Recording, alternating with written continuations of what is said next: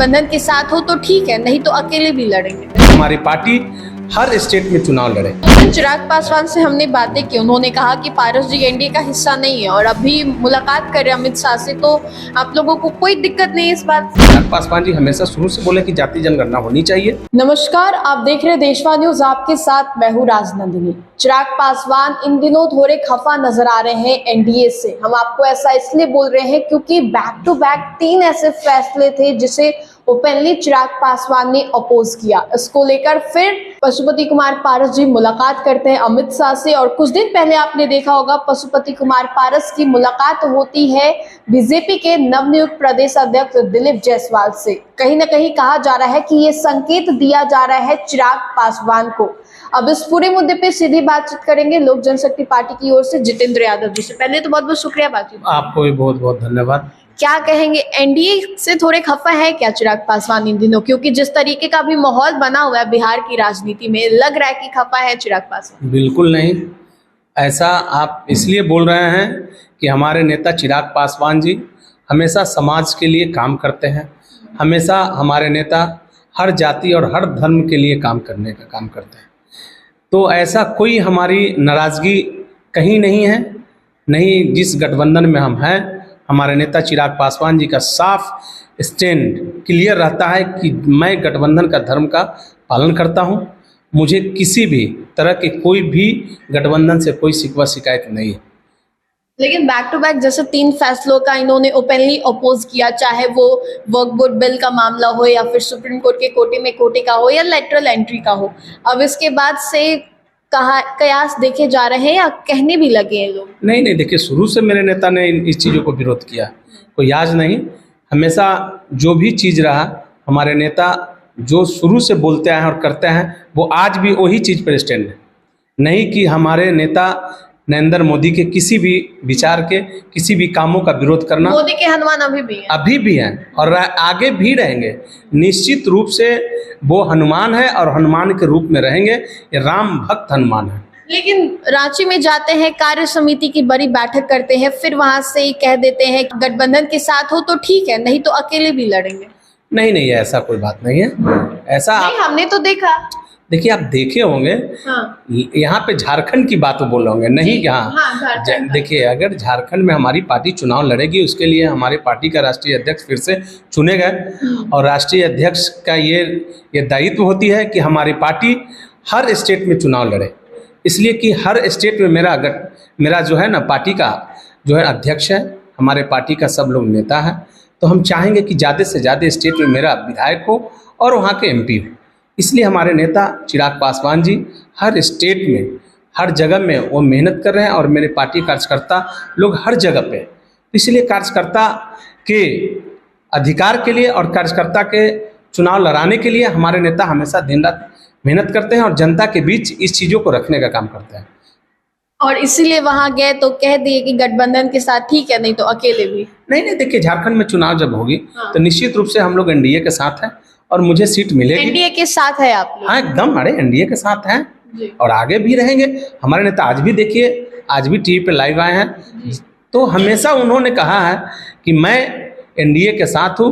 मैं अपने देश के प्रधानमंत्री नरेंद्र मोदी जी के कामों से मैं बहुत प्रभावित हूँ, और बिहार नहीं, पूरे देश के लोग उनके कामों से प्रभावित हैं।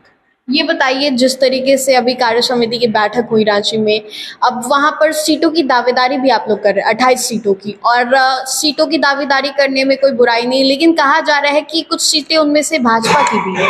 देखिए, मिलेगी निश्चित रूप से। हम जब एनडीए का पार्ट है तो एनडीए का जो हिस्सा है, मेरी जो पार्टी की जो हिस्सेदारी है, वो निश्चित रूप से मिलेगी, और उस सीटों पर हम लोग तैयारी कर रहे हैं। और तैयारी करके हम लोग वो निश्चित रूप से चिराग पासवान जी हमारे जो नेता हैं, हमारे राष्ट्रीय अध्यक्ष हैं, निश्चित रूप से एनडीए के हाथ को मजबूत करेंगे और पार्टी को मजबूत करने का काम वो करेंगे। तो क्या उनमें से कुछ सीटें भाजपा की भी हैं? देखिए, भाजपा की है तो भाजपा के साथ जब हम लोग हैं अगर, तो भाजपा का ही ना काम है कि हम लोग को उसी में से सीट निकाल करके देंगे। और निश्चित रूप से देखिए, बिहार में आप लोग भी तरह तरह की बात बोलते रहे, लेकिन 5 सीट हमको मिला। 5 सीट हम लोग जीतने का काम किए। हम लोग सीट इसलिए नहीं लेते हैं कि सिर्फ कैंडिडेट को लड़ाना, हम लोग सीट इसलिए लेते हैं कि हम लोग कैंडिडेट को लड़ाने के साथ साथ जीतने का काम करें। जो हमारे गठबंधन के जितने भी पार्टी हैं, उनका मजबूती होगी। और हमारे नेता चिराग पासवान जी हमेशा वैसे वैसे जगह वैसे वैसे काम जनता के बीच करते रहे जो अभी तक के कोई नेता नहीं किया।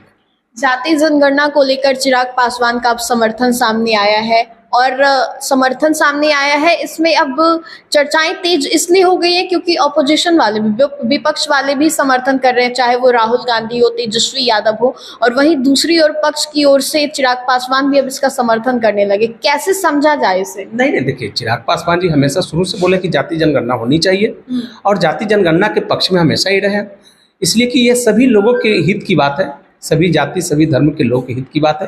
तो हमारे नेता हित के लिए हमेशा लड़ाई लड़ने का काम किया।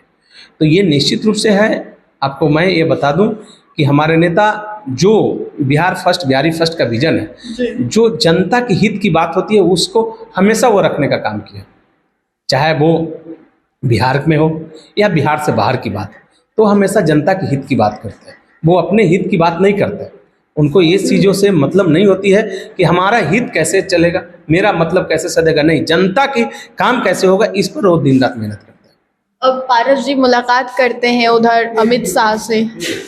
देखिए, पारस जी क्यों नहीं, पारस जी की अपनी पार्टी है तो पारस जी अपना मुलाकात क्यों नहीं करेंगे भाई? उनकी पार्टी है, वो अपना मुलाकातें कर रहे हैं, इसमें हम लोग को कोई आपत्ति नहीं है। कोई आपत्ति नहीं है आप लोगों को? हम लोग क्यों आपत्ति रहेगी भाई?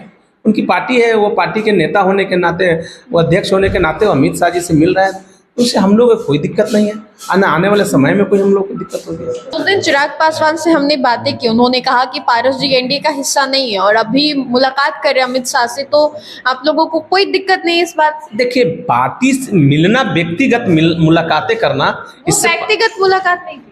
देखिए, व्यक्तिगत मुलाकात नहीं, पार्टी के मुलाकात है। अगर वो एनडीए के अगर हिस्सा होते तो जिस तरह से बयान देते हैं कि मैं 243 सीट पर चुनाव लड़ूंगा, तो ये गठबंधन धर्म का मतलब नहीं होती।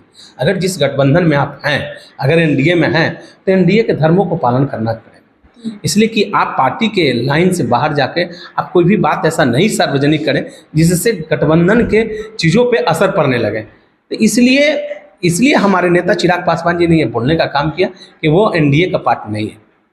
बहुत बहुत शुक्रिया बातचीत के लिए। तो आपने सुना चिराग पासवान को जिस तरीके से लेकर अभी बिहार में जो कह सकते हैं सरगर्मी तेज है, कई सवाल उठाए जा रहे हैं विपक्ष की ओर से भी और पक्ष की ओर से भी, और इसी बीच पशुपति कुमार पारस मुलाकात करते हैं अमित शाह से। विधानसभा चुनाव अगले वर्ष होने वाली है, देखना क्या होगा कि आखिरकार किस तरीके से जितने भी राजनीतिक दल हैं अपनी अपनी पार्टी को मजबूती देने का काम करती है। फिलहाल इस अपडेट्स में इतना ही, हम दोबारा जुड़ेंगे, अभी के लिए हमें दे इजाजत। बने रहे हमारे साथ और देखते रहे देश का न्यूज़। धन्यवाद।